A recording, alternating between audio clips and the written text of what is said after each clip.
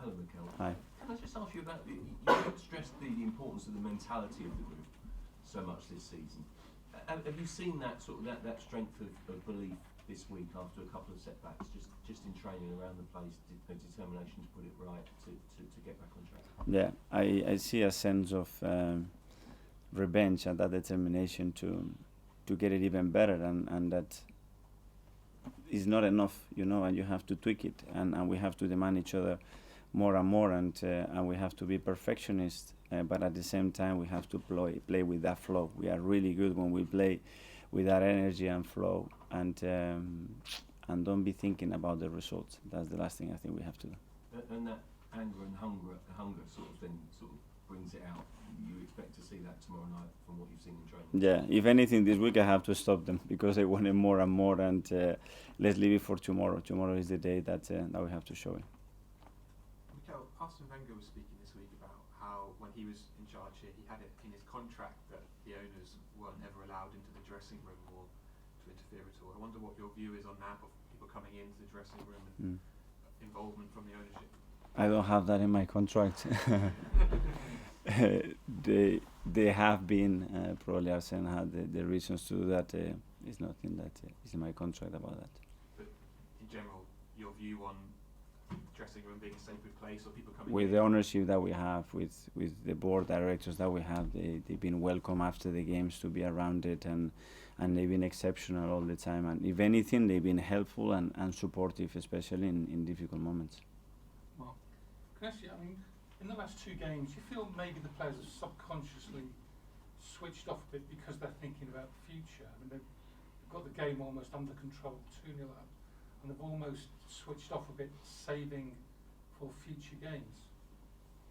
For future games, I don't know whether they were subconsciously playing around the result at certain stages. Yes, but then it becomes really individual. You talk to them and you get very different answers. Unfortunately, what happens in that brain is very difficult to absorb and get the right answer. But we know what we lacked in that game, and the reason for it. Some of the reasons, because we had as well in the chance to win the game in 2 or 3 situations clearly, and we didn't. So at the end, something lacked, and that's why we drew the game. Are you sort of a bit worried about the defending in the colours, because the goals you've given away have been quite soft goals recently?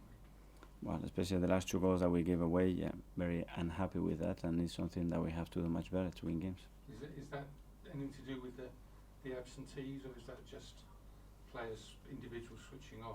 I think we have to, regardless who plays, we have to defend those situations much better. Dan? Hi, Mikel. Hi.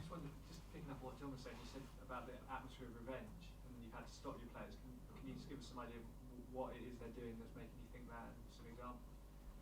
Well, the way they talk, the way they communicated in the meetings that we had, and the discussions that we have to understand how we move forward after that, was all the right answers, They were very clear on what we want, how we want to do it, and what is taking us all the way here, and that's what we have to continue to.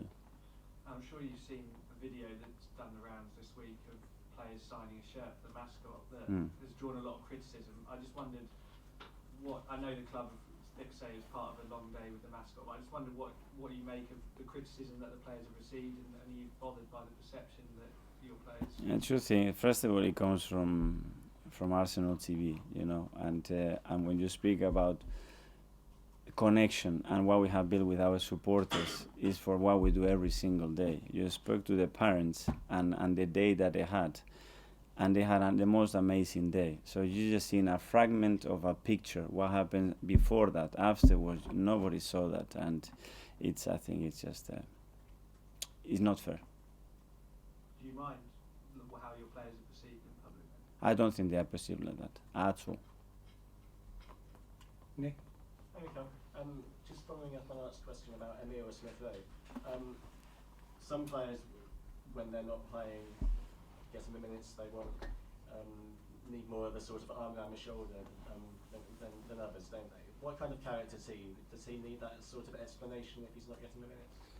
I think what he needs, like any player, he needs clarity. He needs to feel loved. He needs to feel that understand where he is and where he wants to be and what he needs to do together, and he's in the right path. The thing is that there is a lot of competition now in the team, and he needs as well the right moment and the right timing in the game to get the opportunity, and then he needs to take it.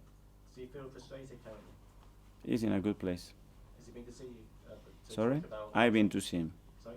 I've been to see him. You've been to see him? Yeah. And explained why he's not had the minutes? Or Talk about life and talk about and part of his life is what he does here every single day, but he knows he's in a really good place. Gary, last one. Mikel, you said just now that you recognised some things on Sunday that had gone wrong. Can you just tell us perhaps what they are? I told you already what you have to know. Sorry? That I already told you what you have to know. Other things as well. Obviously, when you were at City, you were always you were often the hunter. You know, people looked at you and worried about you. Now you're in a slightly different position. You're the one that's been hunted. How does it feel different to be on the sort of the other side of the boot? I don't know. We are not looking behind our shoulders. Again, is what we do is look forward, look in our lane, and what can we do. And at the end of the day, after 7 games, you're gonna have to have certain amount of points to be champions. And what you're gonna have is with what you do every single day, not what the rest of the do. So How many points do you need from those 7 games? I don't know. I'm not a mathematician. Earlier this season, you talked about 90 points, didn't you, for the title? Sorry, 90 points, you said earlier this season for the title. I didn't say 90. No. Someone else remember? You can bring the quote next week, and then I give you the reason. Thanks all. Thank you. Thank you.